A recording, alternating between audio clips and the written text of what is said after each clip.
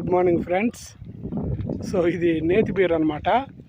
ఇది డిసెంబర్ జనవరిలో బాగా కాస్తుంది విపరీతంగా.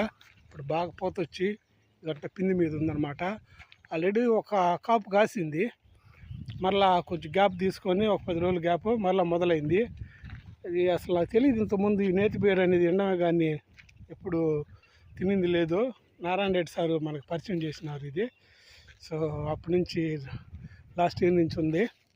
సో ఇది వచ్చేమో మన మునగ చెట్లు నారు పోస్తున్నాము. సో ఇది ఒక 6 అడుగు వచ్చినాక వీటినంతా నాటి పౌడర్ చేయాలన్నమాట. ఆ వచ్చిన దాన్ని సో దునియా చెట్లు అవి వేశారు. సో ఎందుకంటే కొంచెం బటర్ఫ్లైస్ని అవి అట్రాక్ట్ చేస్తాయని. మధ్యలో చిక్కుడు.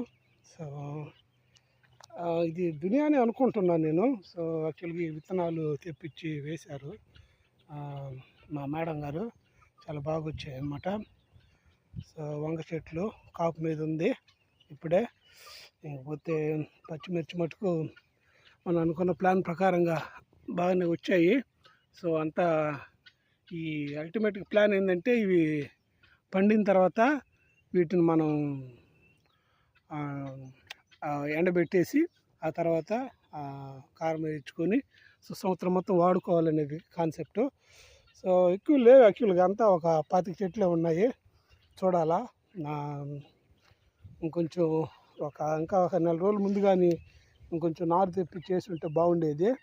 కానీ వ్యవసాయ పనులు బిజీగా ఉండి కాలేదన్నమాట. బట్ స్టిల్ ఏంటంటే ఇది మటుకు ఖాతా బాగా సాటిస్ఫాక్షన్గానే ఉంది. అది మన morning glimpse. So beautiful morning. జామ చెట్టు, మన అరటి చెట్లు అన్నీ ఎక్సలెంట్గా ఉన్నాయి. And yeah, will see how it goes. Thank you friends.